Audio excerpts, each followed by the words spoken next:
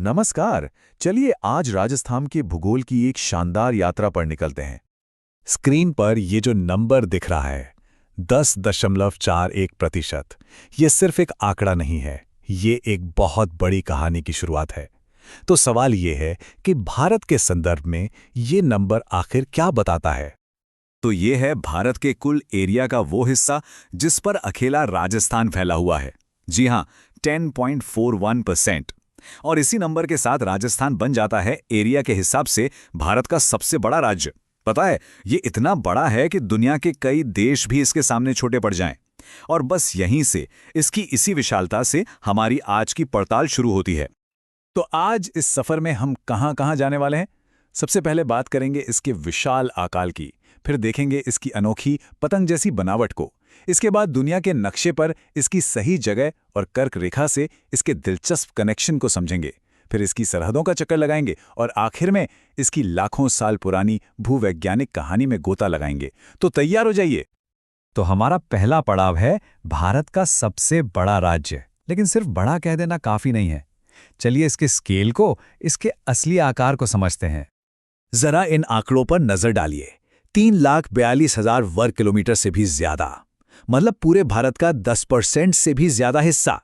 ये सिर्फ नंबर नहीं है, ये राजस्थान के विशालकाय होने का सबूत है।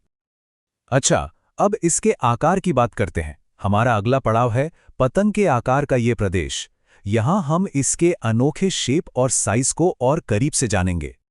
राजस्थान के नक्शे को देखें तो कुछ कुछ एक पतंग जैसा लगता है ना? बिल्कुल, पर इसका एक टेक्निकल नाम भी है। टी.एच. हैंडली ने इसे कहा था इर्रेगुलर रोम्बस, मतलब एक विषम चतुर्भुज। आसान भाषा में कहें तो एक ऐसा चार कोनों वाला शेप जिसकी कोई भी साइड बराबर नहीं है, और यही चीज इसे एक अलग ही पहचान देती है। और ये नंबर इस आकार को और भी दिलचस्प बना देते हैं। देखिए, उत्तर से दक्षिण तक इसकी लंबाई है 826 किलोमीटर, लेकिन पूरब से पश्चिम तक इसकी चौड़ाई है 869 किलोमीटर।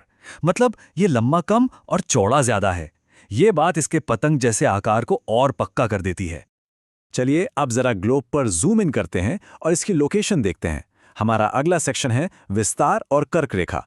यहां हम ये देखेंगे कि ये दुनिया में ठीक कहां पर मौजूद है।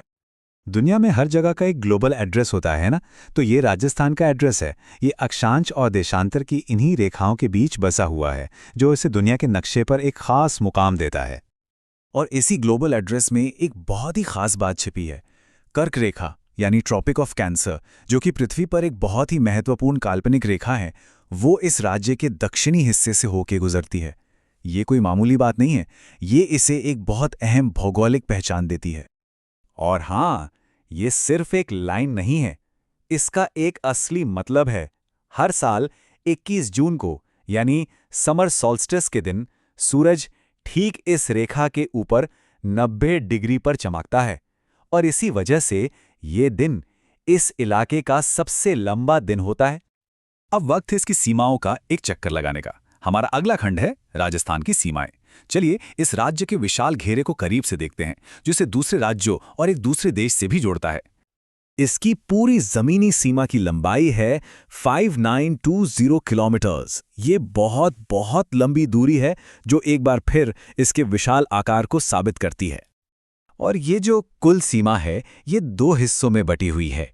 इसका ज्यादातर हिस्सा यानी 4850 किलोमीटर तो भारत के दूसरे राज्यों से लगता है, लेकिन 1070 किलोमीटर की सीमा एक अंतर्राष्ट्रीय सीमा है।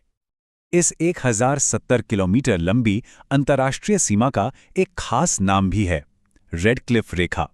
ये वही लाइन है जो भारत में राजस्थान को पाकिस्तान से अलग करती है, और इसी वजह से ये एक बहुत ही रणनीतिक रूप से महत्वपूर्ण सीमा बन जाती है। चलिए अब हम अपनी यात्रा के सबसे रोमांचक पड़ाव पर पहुंच गए हैं, इसकी प्राचीन भूवैज्ञानिक उत्पत्ति। ये एक तरह से टाइम मशीन में बैठकर लाखों साल पीछे जाने जैसा है, ये समझने के लिए कि आज की ये जमीन बनी कैसे। तो सवाल यही उठता है, आखिर ये विशाल भूभाग बना कैसे? इसका जवाब आज में नहीं, बल्कि लाखों साल पुरानी दुनिया में छिपा है। जरा कल्पना कीजिए लाखों साल पहले की दुनिया की। उस वक्त आज का राजस्थान दो बहुत बड़ी ताकतों का हिस्सा था। एक था गोंडवाना लैंड, जो एक प्राचीन सुपर कॉन्टिनेंट था, और दूसरा था टेथिस सागर, एक विशाल प्राचीन महासागर। उस प्राचीन महाद्वीप गोंडवाना लैंड के हिस्से आज भी हमारे सामने मौजूद हैं। अरावली की पहाड़ियां और दक्षिण पूर्वी पठार, ये उसी प्राचीन भूमि के अवशेष हैं जो आज भी सीना ताने खड़े हैं। और अब सबसे हैरान कर देने वाली बात, उस प्राचीन टेथिस सागर का क्या हुआ? वो आज का थार मरुस्थल और पूर्वी मैदानों में तब्दील हो गया। जरा सोचिए, आज जहां मीलों तक रेत के टीले हैं, वहां कभी एक विशाल महासागर लहराता था।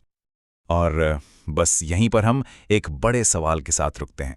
आखिर एक प्राचीन महासागर के विशेष आज के विशाल थार रेगिस्तान में कैसे बदल गए?